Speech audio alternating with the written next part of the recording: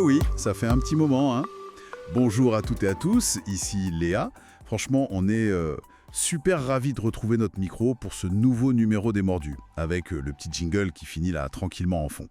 Et Michel, Ouais, quel plaisir d'être là à nouveau. aujourd'hui on plonge dans un sujet qui a mis le feu partout sur les réseaux et dont on a pas mal parlé entre nous chez les Mordus ces derniers temps. Ah oui, c'est l'arrivée de la bande-annonce de Demon Slayer, Kimetsu no Yaiba, la forteresse infinie. La fameuse. C'était une vraie onde de choc, quoi. Absolument. L'attente, elle était palpable, on peut dire. Et les réactions. Immédiate. Oui, immédiates et passionnées. On l'a bien vu sur nos plateformes, sur les groupes de discussion, partout en fait. C'est ça. Alors, l'idée aujourd'hui, c'est un peu de décortiquer tout ça. De comprendre cet engouement. Et puis, de voir ce qu'on sait vraiment suite à cette annonce. Exactement. Alors, pour commencer, les faits. C'est important. Mm. La bande-annonce, elle a été balancée le 28 juin 2025. Au Japon. Oui, au Japon. Et pas n'importe quand. Hein. Pendant une rediffusion de l'arc du train de l'infini. Ah, le timing. Malin. Carrément malin. Un coup de maître pour créer l'événement, clairement. Et ça a marché. L'impact a été instantané. Tous les réseaux, nos propres discussions chez les Mordus, nos groupes WhatsApp, Facebook, tout. Ça s'est enflammé. Complètement. Une vraie déferlante. C'est fou comme un simple trailer peut devenir un tel phénomène médiatique. C'est clair. Alors, qu'est-ce qu'on sait de sûr grâce à cette annonce? Déjà le titre. La forteresse infinie. Oui. Et c'est le premier film d'une trilogie. Ça, c'est une info importante aussi. Une trilogie pour l'arc final du manga. D'accord. Et la date de sortie, 17 septembre 2025. Au cinéma. C'est noté. Moins de 2 mois. Hein. Ça va arriver vite. Ça approche. Et pour la production. Ou foutable. Sans surprise, j'ai envie de dire. Oui, et c'est tant mieux. Parce que ça, c'est quand même un gage de qualité visuelle. Exceptionnel. On sait à quoi s'attendre avec eux. C'est ça. On s'attend à un spectacle, vraiment. Et la distribution par Crunchyroll. Ce qui assure une sortie large à l'international. C'est un bon signe. Tout à fait.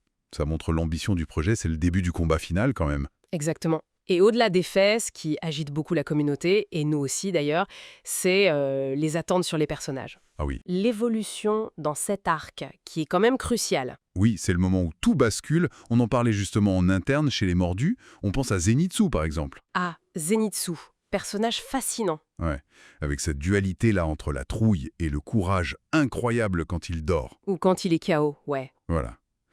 Voir son côté sérieux, déterminé, prendre enfin le dessus de manière consciente dans cette bataille finale Ce serait l'aboutissement logique, non? de son parcours. Complètement. Et c'est une attente très forte qui ressort partout dans les réactions qu'on a vues. Et Inosuke alors. Ah, Inosuke. Fidèle à lui-même, j'imagine. Difficile de le voir autrement que foncer tête baissée en criant, non. Venez vous battre. Ouais, c'est tout lui. Son énergie brute, son appétit pour l'action, ça colle parfaitement au perso face à l'ultime menace. C'est ça.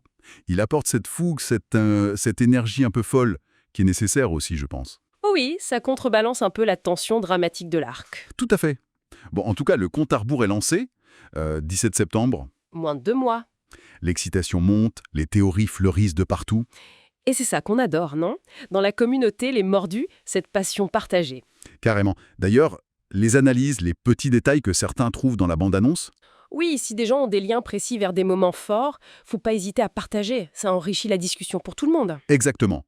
C'est cet échange qui fait vivre la communauté. Bon, alors si on devait résumer un peu les points clés de tout ça. Vas-y. On a une bande-annonce pour Demon Slayer, la forteresse infinie, qui a secoué la toile, c'est clair. Un vrai catalyseur, oui. Zenitsu. Et Inosuke. Et Inosuke, bien sûr. Voilà, je crois qu'on a fait un bon tour d'horizon pour aujourd'hui. Oui, c'était une discussion sympa. Un immense merci à toutes et à tous de nous avoir écoutés. Franchement, c'était un plaisir de partager ça, au nom de toute l'équipe des Mordus. On espère que cette petite analyse vous a plu, qu'elle a peut-être apporté quelques éclairages. Et nous, on est déjà impatients de préparer le prochain sujet. Carrément. On vous dit à très bientôt pour de nouvelles explorations. Prenez soin de vous. Oui, à bientôt.